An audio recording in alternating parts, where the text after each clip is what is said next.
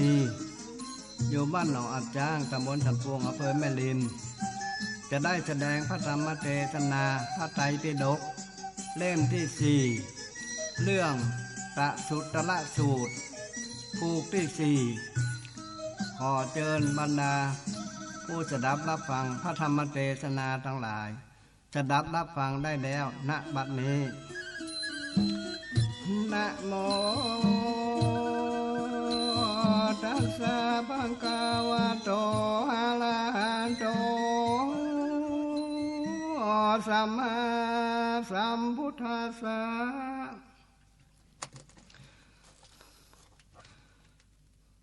ธรรมอันมีอุปการะเก่าภาการมีอุปการะมากธรรมเก่าภากา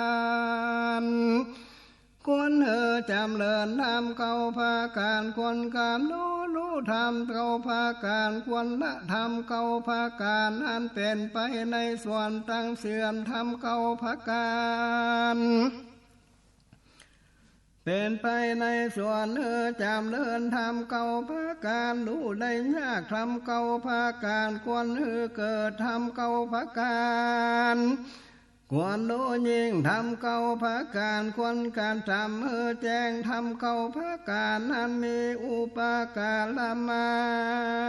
กเป็นอันใดคือว่าธรรมอันมีมูลมาแต่โยนิโสมนาสิการเข้าอย่างเมื่อการพลันไว้ซึ่งในใจโดยอาจมีปัญญายอมเกิดพโยชนะมีปิติยอมเกิดแก่ผู้ประโมทกายของผู้มีใจประกอบโดยอันมีปิติย่อมสงบผู้มีกายสงบย่อมเสวยสุขจิตเมื่อสุขย่อมตั้งมันผู้มีจิตอันตั้งมันย่อมรู้หันความตายหันเป็นจริงแต่ผู้รู้ความเป็นจริงแก่ตัวเก่าย่อมเบื่อหน่ายเบื่อหน่ายย่อมคลายจากคำกำนัดเบื่อคลายความกำนัดยอมโลดพ้นจากธรรมทั้งหลายดังกล่าวมานี้และมีอุปการะอันมากตามเก่าภาการอันควรจำเนินนั้นได้คือว่าได้แก่องค์อันเป็นที่ตั้งแห่งความเปลี่ยนเพื่อความบริสุทธิ์เก่าคือความหมดจดแห่งศีลชื่อว่าองค์อันเป็นที่ตั้งแห่งความเปลี่ยนเพื่อความบริสุทธิ์และความหมดจดแห่งจิตชื่อว่าองค์การอันเป็นที่ตั้งแห่งความเพียรเพื่อความบริสุทธิ์และความหมดจดแห่งพิธีชื่อว่าองค์อันเป็นที่ตั้งแห่งความเพียรเพื่อความบริสุทธิ์และความหมดจดแห่งญาณอันเป็นเครื่องพ้นจากกังขาคือว่าองค์เป็นที่ตั้งแห่งความเพียรเพื่อความบริสุทธิ์และความหมดจดแห่งญาณอันเป็นเครื่องอันว่าดังตราสร้างหรือบ่ใจสร้างคือว่าอันเป็นองค์ที่ตั้งแห่งความเพียรเพื่อความบริสุทธิ์หมดจดแก่ญาณอันเป็นเครื่องอันนนสร้างปาฏิมาเถื่อองค์การอันเป็นที่ตั้งแห่งความเพียรเพื่อความบริสุทธิ์ความหมดจดแห่งญาณปัสสนาชื่อว่าองค์อันเป็นที่ตั้งแห่งความเพียรเพื่อความบริสุทธิ์และความหมดจดแห่งปัญญาชื่อว่าองค์การอันเป็นที่ตั้งแห่งความเพียรเพื่อความบริสุทธิ์ความหมดจดแห่งวิมุตติชื่อว่าองค์เป็นที่ตั้งแห่งความเพียรเพื่อความบริสุทธิ์ธรรมทั้งเก่าภาการที่ควรจำเดินและธรรมเก่าภาการที่ควรกำนัดโลก อันใดคือได้แก่สัตตวานเก่าคือว่าสัตว์ดังหลายเหล่าอื่นมีกายต่างกันมีสัญญาต่างกันมีมนุษย์และพวกเทวดาบางหมู่บางพวกเป็นสัตตวานคือข้อหนึ่งและสัตว์ต่างหลายเหล่าหนึ่งมีกายต่างกันมีสัญญาอย่างเดียวกันมีเทวดาผู้อยู่ในจำพวกผมผู้เกิดในรูปภพปธรรมสารนี้และเป็นสัตวานข้อที่สองและสัตว์ทั้งหลายเหล่าหนึ่งมีกายอย่างเดียวกันมีสัญญาต่างกันมีพวกเทวดาพวกอสรานี่เป็นสัตวานข้อที่สามสัตว์ทั้งหลายเหล่าหนึ่งมีกายอย่างเดียวกันมีสัญญาอย่างเดียวกันมีพวกเทวดาสุภากินหานี่เป็นสัตวานข้อที่สี่สัตว์ทั้งหลายเหล่าหนึ่งบ่มีสัญญาบ่เสวยเวทนาคือว่าเทวดาผู้เป็นอสัญญีสันนี้เป็นสัตวานข้อที่ห้าและสัตว์ทั้งหลายเหล่าหนึ่งเข้าถึงอากาสานัญจายตนะอาวาสอากาศหาที่สุดบ่ได้เป็นเหตุล่วงรู้ปุปสัญญาโดยบางการทั้งหลายดับปาดาปาที่สนที่สัญญาบอกกันจำไว้ในใจซึ่งนานนัตตาสัญญาอันเป็นสัตวานข้อที่หกสัตว์ทั้งหลายเหล่าหนึ่ง เขาถึงวิญญาณสัญญาญาตานะว่าวิญญาณหาที่สุดบ่ได้โดยเหตุล่วงอากาสานัญจายตนะโดยภาการต่างๆเป็นสัตวานข้อที่เจ็ดสัตว์เหล่าดังเข้าถึงเสียงโคกินจาญาตนะว่าลันบานหน่วยหนึ่งบ่มีโดยเหตุล่วงเสียแล้วโดยพังการทั้งหลายนี้เป็นสัตตาข้อแปดและสัตว์เหล่าหนึ่งเข้าถึงเนวสัญญานาสัญญาญาตนะโดยพักการทั้งปวงนี้เป็นสัตวานข้อที่เก่าและทำทั้งหลายเก่าประการนั้นควรกำหนดรู้ธรรมเก่าประการนั้นควรละเป็นอันใดได้แก่ธรรมอันมีมูลมาแต่ตัณหาเก่าคือว่าแสวงหาย่อมเป็นไปโดยอาศัยตัณหาความได้ย่อมเป็นไปโดยอาศัยแห่งความแสวงหาความทุกข์ใจย่อมเป็นไปโดยอาศัยความได้ความกำหนัดโดยความโสสามาทานะโดยความพอใจย่อมเป็นไปโดยอาศัยความตกลงในใจความรักย่อมเป็นไปโดยอาศัยความกำหนัดโดยสัมมาทัลลาด้วยความพอใจความห่วงแหนย่อมเป็นไปโดยอาศัยความละความปดานีย่อมเป็นไปโดยอาศัยความห่วงแหนความรักษาย่อมเป็นไปโดยอาศัยความตนีอกุศลธรรมอันแลมวกบ่ได้น้อยนึงชื่อว่าการถือเอาถือไม่ถือสัทธาสัตตาความผิดอย่างการฆ่าโทษกล่าวอูผู้ว่าส่อเสียดและอูจุไล่ย่อมเป็นไปตามความรักษาเป็นเหตุทำเขาพาการนี้ควรจะและทำเขาพาการที่อันเป็นไปในตั้งเสื่อมอันใดได้แก่เหตุเป็นที่ตั้งแห่งความอาฆาตเก่าคือว่าปูการและผู้ผูกมัดหมายขอดเว้นไว้ว่าผู้ใด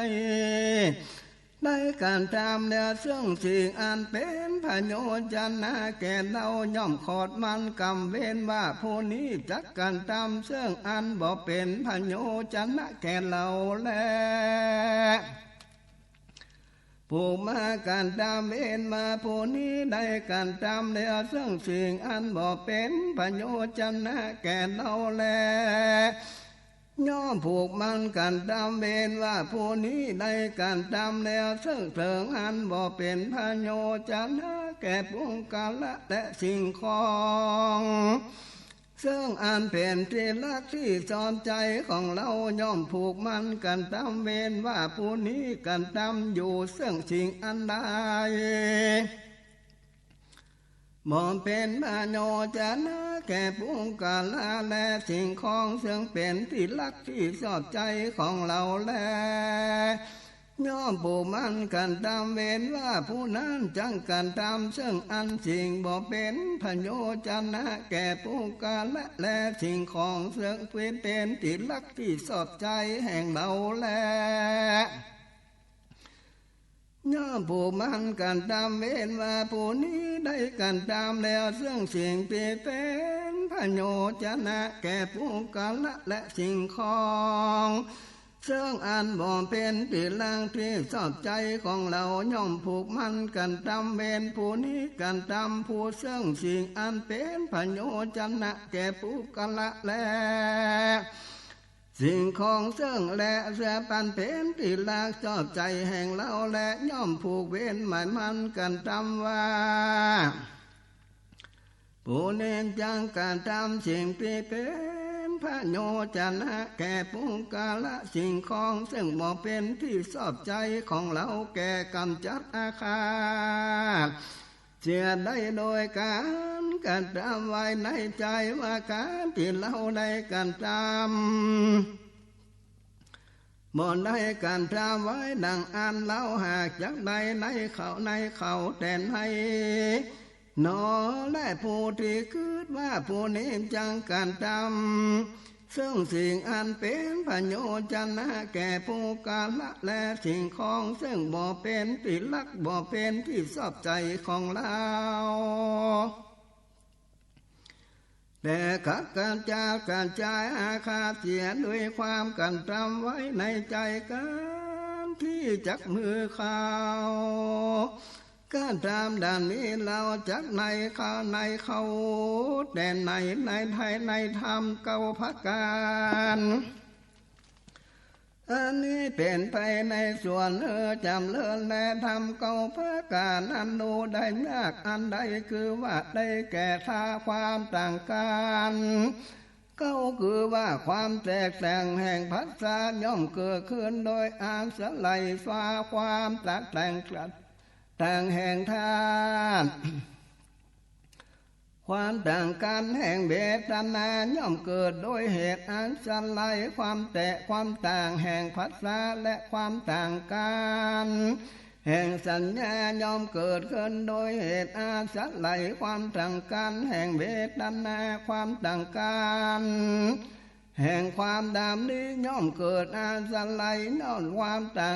างแห่งสัญญาความต่างกันแห่งความพอใจย่อมอาศัยความต่างกันแล้วความดำนี้และความต่างกันแห่งความเล่าร้อนย่อมเกิดโดยอาศัยความต่างแห่งความพอใจและความต่างกันเป็นแห่งความแสวงหาย่อมเกิดโดยเหตุอาศัยความต่างกันแห่งความเล่าร้อนและความต่างกันแห่งความใบความอาศัยความแต่งแห่งความแสวงหาและทำเก่าภาการนี้รู้ได้ยากแลนะทำเก่าภาการที่ก่อนเกิดขึ้นเป็นอันใดได้แก่สัญญาเก่าคือว่าความกำหนดโลถึงความบ่งงามและความกำหนดหมายในความตายและความกำหนดหมายในอาหาร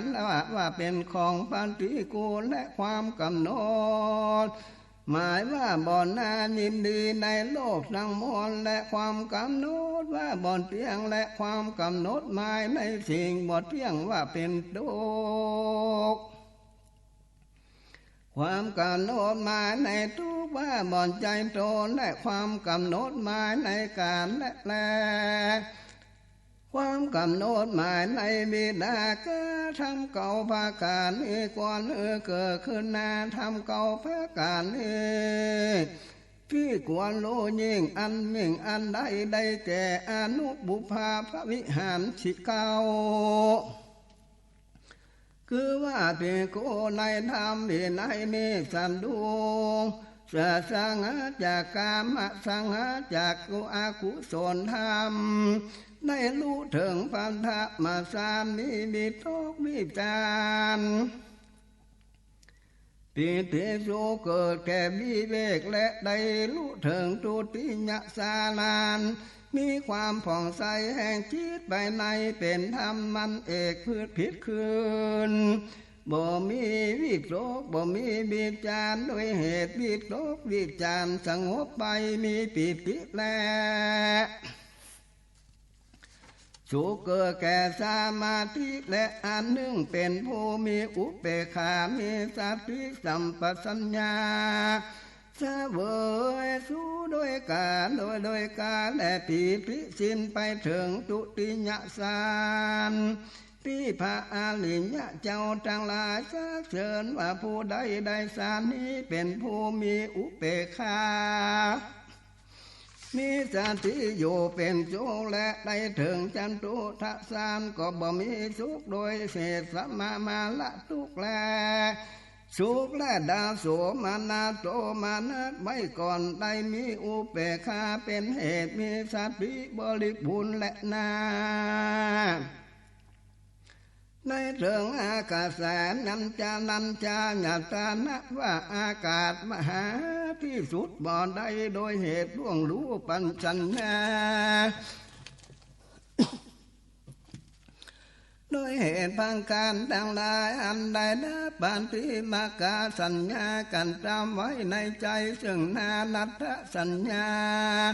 ได้รู้ถึงวิญญาณันจะวิญญาณันจะญาตานะว่าวิญญาณหาที่สุดบ่ได้โดยอันล่วงอากาศนันจะญาตนะโดยภาการตั้งลาแล้วได้บรรลุถึงกินจาญาตนะว่าหน่อยหนึ่งมีเปลี่ยนบ่มีดวงวิญญาณัญจาญาตนะโดยภาการทั้งหลายและได้รู้ถึงเนวสัญญานาสัญญาญาตนะโดยเหตุอันล่วงเลี้ยวเสื่องอากินจาญาตนะนักญาณตนะแล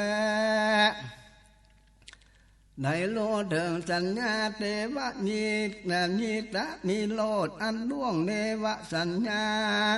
นาสัญญาญาตานะโดยพังการดังหลายและนาทำเก่าภาการมีควรรู้ยิ่งและทำเก่าภาการที่ควรกระทำเพื่อแจ้งเป็นอันใดได้แก่อุปลาผู้นี้โลกคือความดับและโดยลำดับเก่าอันและได้แก่เมื่อเขาปะทะมาสานกามสัญญาดับเดียวเมื่อเขาตุติยสานมีทุกวิจารดับเดียวเมื่อเขาตัติยสานปิติดับเมื่อเขาจะทุทัสสานลมอัศวาปัสสะตั้งหลายดับแล้วและเมื่อเขาอากาศานัญจาญาตนะรูปสานและรูปสัญญาดับแล้วเมื่อเขาวิญญาณัญจาญาตนะสานอากาศานัญจาญาตนะดับแล้วเมื่อเขาอากินจาญาตนะวิญญานัญจาญาตนะดับแล้วเมื่อเขาเนวสัญญานาสัญญาญาตนะสานเวทนาดับแล้วทำเก่าภาการเหล่านี้ควรกันดำเฮือแจงท่านทั้งหลายเก่าสิทธิ์ดังกล่าวมานี้เป็นของจริงและแน่นอนบ่มีผิดไปอย่างอื่นมีอันตถากตได้ทันลัดลูยิ่งเดียวโดยชอบได้นาทำสิพังการนั้นมีอุปการละมากทำชีปาการควรจำเริญทำชีปาการควรกำหนดโลทำชีปาการควรละทำ 10 ประการอันเป็นไปในส่วนตั้งเสื่อมทำ10 ประการอันเป็นไปในส่วนที่จำเริญทำ10 ประการรู้ได้ญาณทำ10 ประการควรเกิดขึ้นกับตามธรรม10 ประการควรรู้ยิ่งทำ10 ประการควรกระทำแจ้งทำ10 ประการมีอุปการละมากอันใดได้แก่นาทกลนธรรม10 ประการคือว่าภิกขุในธรรมและวินัยนี้เป็นผู้มีศีลสำรวมในปาฏิโมกข์สังวรพร้อมโดยเรื่องอาจารณะและกุจลหันภัยในตนแม้จะลวงสูตรประมาณด้วยหนึ่งสมาทานอยู่ในภิกขุทั้งหลายข้อนี้เป็นอาทกาลนธรรมประการหนึ่งและแถมข้อหนึ่งภิกขุผู้เป็นชนตามากในสันลงไว้ซึ่งสุดลาโสสังสมเจิงทำทั้งหลายอันงามในเบื้องต้นและงามในต่ำกลางงามในที่สุดได้ภาษาบาไปอุปกาศภูมิจารย์พร้อมโดยอัฏฐปัญญจันทร์บริสุทธิ์บริบูรณ์และนาสิ้นเถิดเจิงเป็นกุลและภิกขุอันสันดับเลี้ยวมาทันโลกไว้ญะในการในอันการของปากอันพิจารณาโดยใจแทงทะแลงตลอดแล้วโดยดีความโดยความหันคอที่มีหากเป็นอนาถกลนธรรมข้อหนึ่งและแถมข้อหนึ่งภิกขุผู้เป็นมีก็ดีสหายก็ดีมีเพื่อนร่วมใจก็ดีข้อก็หากเป็นนาทกาลนธรรมภาการหนึ่งและแถมข้อหนึ่งภิกขุผู้เป็นผู้วังง่ายประกอบด้วยธรรมอันกันจำความเป็นผู้วังง่ายเป็นผู้อดทนลับอนุสาสนีอันควรกาลวะยำแย้งข้อนี้หากเป็นอาณาเป็นนาทกลนธรรมภาการหนึ่งและแถมข้อหนึ่งภิกขุผู้เป็นผู้มันบอกขี้ข้านในจินจาการงานในอบายในกิจการอันนั้นก็สามารถทลาดอาจจัดได้ข้อนี้เป็นนาทกลนธรรมภาการหนึ่งและแถมข้อหนึ่งภิกขุผู้เป็นผู้ใคร่ในธรรมกล่าวถ้อยกามันเป็นที่รักมีความยินดีซึ่งธรรมอันยิ่งในบิในอันยิ่งข้อนี้หากเป็นนาทกลนธรรมภาการหนึ่งและแถมข้อหนึ่งภิกขุเป็นผู้สันโดษโดยภาจีบาลาและปิณฑิบาเสนาสนะบริคารแห่งเพศอันว่าเป็นปัจจัยแห่งผู้ใดได้ตามมีใดข้อนี้หากเป็นนาทกลนธรรมภาการหนึ่งแถมข้อหนึ่งภิกขุเป็นผู้ปราลบความเพียรเพื่อละอากุศลธรรมเพื่อความถึงพ่อแม่กุศลธรรมเป็นผู้มีกำลังมีละอากุศลธรรมเพื่อถึงพ่อแม่กุศลธรรมเป็นผู้มีกำลังมีความบักบั่นมั่นคงบ่ทอดทุละในกุศลธรรมข้อนี้หากเป็นนาทกลนธรรมภาการหนึ่งและแถมข้อหนึ่งภิกขุเป็นผู้มีสติประกอบด้วยสติและเครื่องรักษาตนและนึกถึงสิ่งที่อุไว้แล้วแม้นานไปข้อนี้เป็นนาทกาลนธรรมภาการหนึ่งภิกขุเป็นผู้มีปัญญาประกอบด้วยปัญญาหันความเกิดและความดับอันพาเสือเป็นไปเมื่อแต่งตลอดแล้วยังสาเนือถึงความสิ้นทุกข์ด้วยจอบข้อนี้ก็หากเป็นนาทกาลนธรรมภาการหนึ่งและธรรมทั้งหลาย สิบประการมีอุปการละอันมากและนาทำสิบประการก่อนควรจำเดินอันใดได้แก่กาสีเสียกาสิมสิบคือว่าปุงกาละผู้หนึ่งรู้ปัทวีกสิมเป็นอย่างดีในทางเบื้องต้นและเบื้องบนเบื้องต่ำเบื้องคาวควาและบ่อแผ่พวนหาพามันบ่ได้แลผู้หนึ่งรู้โพธิโพปากาสินเป็นอย่างดีรู้เบื้องบนเบื้องต่ำเบื้องกว้างแผ่พวนหาพามันบ่ได้แลผู้หนึ่งรู้เตโจกสินอย่างดีรู้เบื้องบนเบื้องต่ำเบื้องขวางบ่แผ่พวนหาพามันบ่ได้ผู้หนึ่งรู้ซึ่งบัญโยกสินอย่างดีเป็นเบื้องบนเบื้องต่ำเบื้องขวางบ่แผ่พวนหาพามันบ่ได้และผู้หนึ่งรู้นินละกสินเบื้องบนเบื้องต่ำเบื้องขวางบ่แผ่พวนหาพามันบ่ได้และผู้หนึ่งรู้ซึ่งปีติกสินเป็นอย่างดีตั้งเบื้องบนและเบื้องต่ำเบื้องขวางบ่แผ่พวนพระปะบ่พามาพระพามานบ่ได้และผู้หนึ่งรู้โลหิตากสินเป็นอย่างดีรู้เบื้องบนเบื้องต่ำเบื้องขวางบ่แผ่พวนหาพามานบ่ได้และผู้หนึ่งรู้ซึ่งโลโอตนะโอตากสินดังเป็นอย่างดีตั้งเบื้องบนเบื้องต่ำเบื้องขวางบ่แผ่พวนหาพามันบ่ได้ผู้หนึ่งรู้ซึ่งกาสากาอากาสากาสินเป็นอย่างดีรู้เบื้องบนเบื้องต่ำเบื้องขวางบ่แผ่พวนหาพามันบ่ได้แลทำทั้งสิบประการควรจำเลิศนัดนาทำสิบประการควรกำหนดรู้อันใดได้แก่อักอาญาตานะสิบคือว่าตารูปและหูดังรูดังกลิ่นเล่นดินลดกายโพธพะทำสิบประการควรกำหนดรู้และนาทำทางสิบประการควรละเป็นอันใดได้แก่สัมมิตาสาสิบคือว่า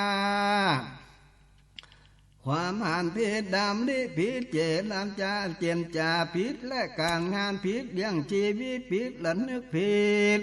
ตั้งใจผิดความรู้ผิดความโพ้นผิดและทำสิบประการนี้ควรละแดนนาทำสิบประการอันเป็นไปในส่วนตั้งเสื่อมอันเป็นอันใดได้แก่อกุศลกรรมโบสิบคือว่าฆ่าสัตว์และละเขาของเงินทองเนินคำต้านมาเป็นของโตเล่นลูกเมียต้านผู้อื่น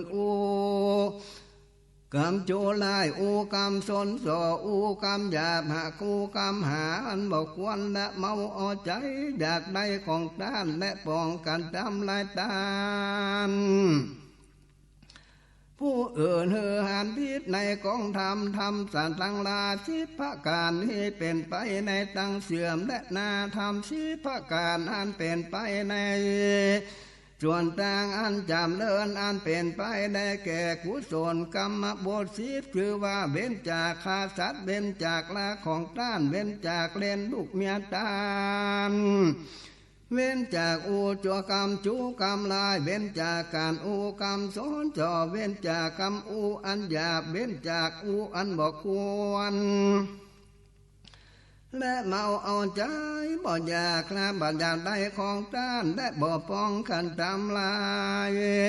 เขาอันจอบทำสิประการเหล่านี้เป็นไปในส่วนที่เฮือจำเลินและทำสิประการที่ดูได้ยากอันใดคือว่าภิกขุในธรรมวินัย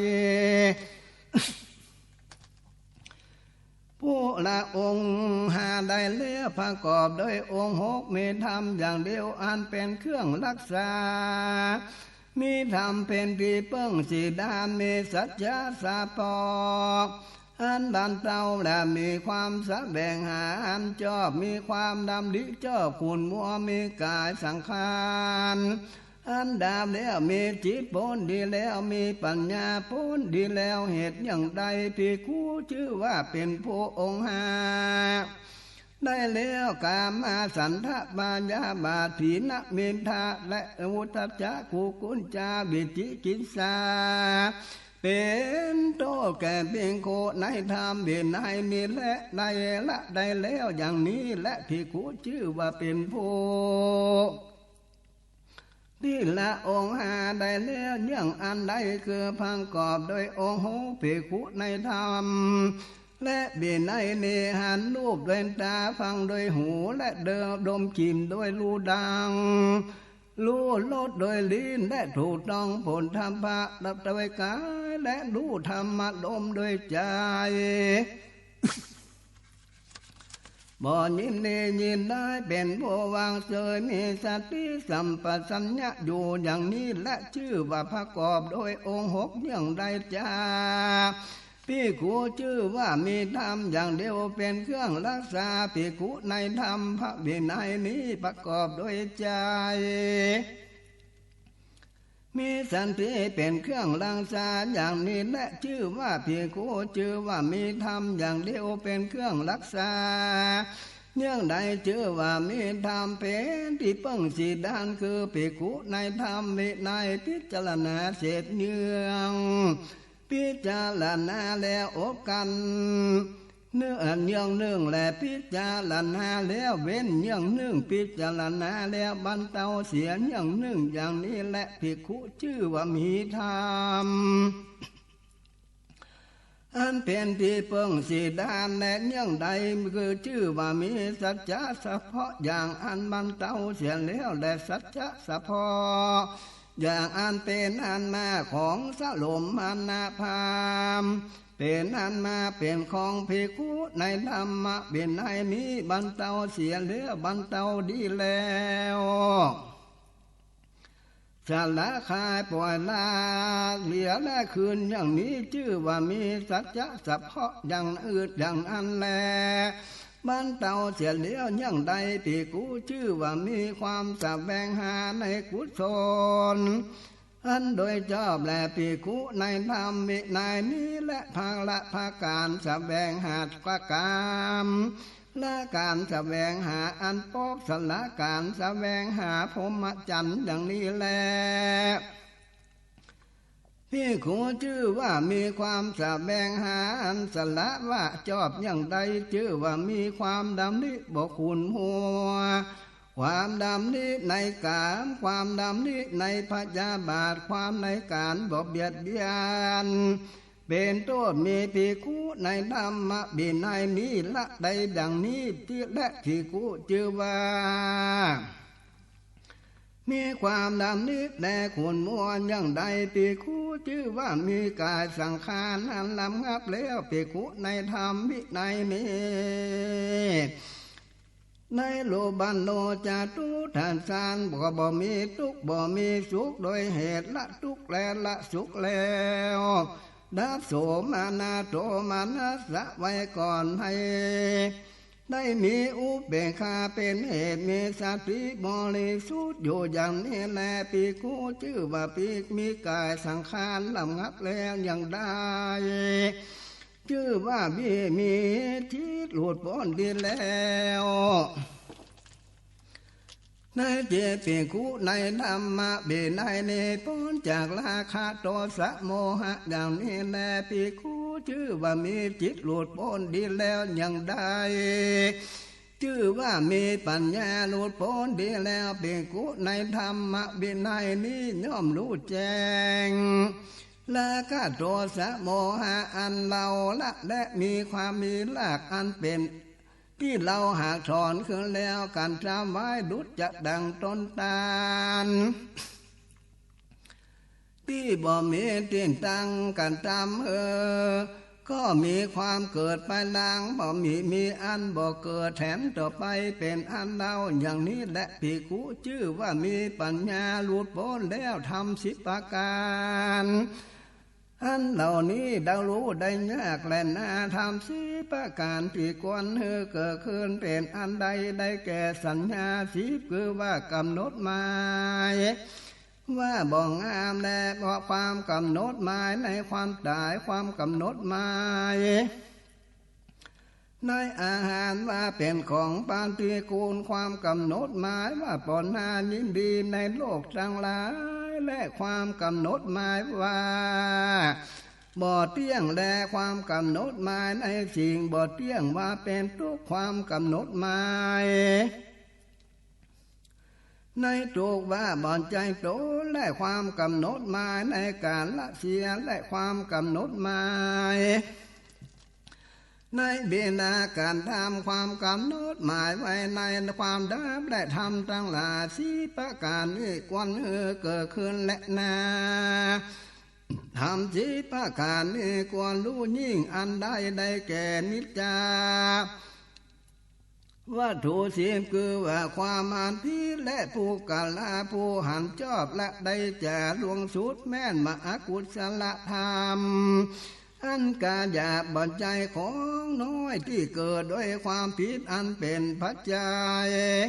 ก็ลาเสียได้ส่วนอันว่าอากุศลธรรมบัญใจน้อยย่อมเกิดโดยความจำเริญปฏิรูปและนา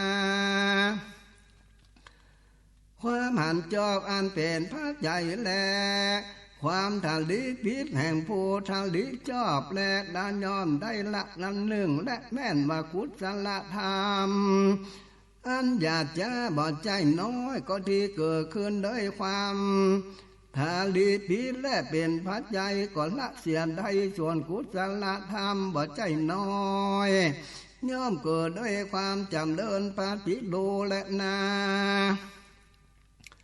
โดยความทะลิจอเป็นพระใจและนาการจำจาปีซึ่งอันปุกกะละผู้เจียนจาย่อมละใดอันหนึ่งแม่นว่ากุศลธรรมอันหยาบจ้าบ่อนใจน้อยที่ได้เกิดโดยเหตุอันเจียนจาพิษและเป็นพระใจก็ละได้เสียแล้วส่วนกุศลธรรมอันบ่อนใจน้อยย่อมถึงซึ่งความพระบริบูรณ์และนาโดยเหตุอันเจนจาอันจองเป็นพระใจและนาการงานพิษอันผู้กาละผู้มีการงานอันจองและใดเนื่องและแม้นว่าอากุศลธรรมอันหยาบจ้าบ่ใจน้อยก็เกิดด้วยการงานพิษนั่นแหละเป็นพระใจก็ลาเสียได้แลส่วนกุศลธรรมบ่ใจน้อยย่อมเกิดขึ้นถึงความจำเริญและบริบูรณ์โดยเหตุการณ์อันจอบเป็นปัจจัยและนาการเลี้ยงชีวิตจอบย่อมได้ละอันหนึ่งเว้นจากอากุศลธรรมอันหยาบช้าบ่ใจน้อยย่อมเกิดโดยเหตุการณ์อันเลี้ยงชีวิตผิดและเป็นปัจจัยก็ลาเสียได้ส่วนกุศลธรรมบ่ใจน้อยย่อมเกิดจำถึงความจำเริญบริบูรณ์และนาโดยการเลี้ยงชีวิตยอบอันเป็นปัจจัยและนาความพยายามพิษแห่งปุกกะละผู้พยายามจอบย่อมละใดเนื่องและแม่นอกุศลธรรมอันหยาบบ่ใจน้อยที่เกิดขึ้นโดยความพยายามพิษและเป็นปัจจัยก็ละเจียนได้ส่วนกุศลธรรมมันบ่ใจน้อยย่อมถึงความจำเริญบริบูรณ์และนาด้วยความพยายามจอบเป็นพระใจและนาความละนึกผิดอันปุกกะละผู้รู้ละนึกย่อมละใดเนื่องและแม่นว่าอากุศลธรรมอันหยาบช้าบ่ใจน้อยดีเกิดโดยความละนึกผิดเป็นพระใจก็ลาเสียได้ส่วนอันว่ากุศลธรรมบ่ใจน้อยย่อมถึงความเจริญปฏิรูปบริบูรณ์และนาโดยความละนึกชอบอันเป็นปัจจัยและนาความตั้งใจผิดอันปุกกะละผู้อันตั้งใจชอบย่อมละใดอันหนึ่งแม่นว่าอากุศลธรรมอันหยาบช้าบ่ใจน้อยที่เกิดขึ้นโดยความตั้งใจผิดอันเป็นปัจจัย ก็ย่อมละใดแลส่วนอกุศลกุศลธรรมอันบ่ใช่น้อยย่อมเคืองซึ่งความจำเริญบริบูรณ์และนาโดยความอันตั้งใจจ่อเป็นปัจจัยและนาความโลภทันทุกขละผู้โลภย่อมละเสียได้และแน่นมาคุณสละอันหยาบบ่ใช่น้อยก็เกิดด้วยความโลภเป็นปัจจัยก็ละเสียได้ส่วนคุณสละธรรมอันบ่ใช่น้อยย่อมถึงความจำเริญบริบูรณ์และนาโดยเหตุความอันรู้ชอบเป็นปัจจัยและนาความพ้นผิดอันเป็นผู้กาลาผู้พ้นจอบปนจอบย่อมละใดมึงและแม่นว่าอากุศลกรรมอันหยาบช้าบ่ใจน้อยย่อมถึงความจำเริญบริบูรณ์และนาโดยเหตุความจบบนจอบและนาทำสิบบางการนี้ควรรู้ยิ่งทำชีประการควรปีกระทำเพื่อแจ้งเป็นอันใดได้แก่อัศเสขธรรมสิบคือว่าความอันหันจ้อเป็นของพระอาเสขะและความทาเลียนจ้อเป็นของพระอาเสขะและเจนจาจ้อเป็นของพระอาเสขะและการหันจ้อเป็นของพระอาเสขะเลี้ยงชีวิตจ้อเป็นของพระอาเสขะพระญาณญาณจ้อเป็นของพระอาเสขะหลันนึกจ้อเป็นของพระอาเสขะตั้งใจไว้จ้อเป็นของพระอาเสขะความโลภจ้อเป็นของพระอาเสขะความพ้นจ้อเป็นของพระอาเสขะธรรมสิประการนี้แลควรกระทำเมื่อแจ้งและนาทำสิบประการดังได้กล่าวมานี้เป็นของจริงแต่แน่นอนบ่ผิดไปเป็นอย่างอื่นแลอันตถาการได้สลัดดูยิ่งแล้วด้วยอันเจ้า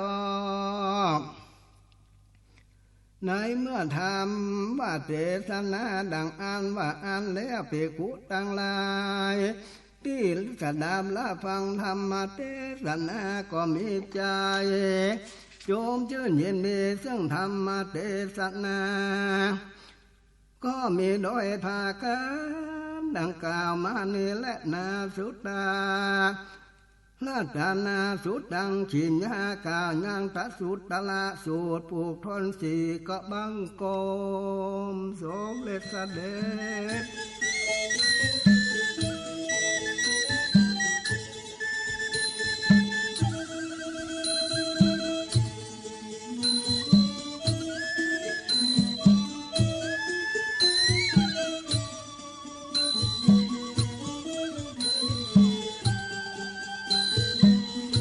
บัดนี้ผมได้เทศนาธรรมพระไตรปิฎกเล่มที่ 4ได้จบไปแล้วผมขออวยพรให้แก่เจ้าศรัทธาของพระไตรปิฎกเล่มนี้ซึ่งมีท่านเจ้าคุณสุพรหมญาณเถระเป็นประธานในการสร้างพระไตรปิฎกนี้และมูลศรัทธาท่านทั้งหลายได้สดับรับฟังให้เป็นเจ้าศรัทธาก็ขอให้ท่านจงมีความสุขมีความเจริญได้เกิดปัญญาญาณรู้แจ้งหันธรรมเป็นพระกุศลไว้กับตนกับตัวไปหน้าขอให้ท่านทั้งหลายได้ถึงซึ่งสวรรค์และพระนิพพานเป็นผู้สว่างด้วยแสงธรรมทุกประการขอจะได้กาดได้กาแต่บิลีสุตินังบัตเมตานังธรรมตานังนิปานะปัจจโยโหนตุโนนิจัง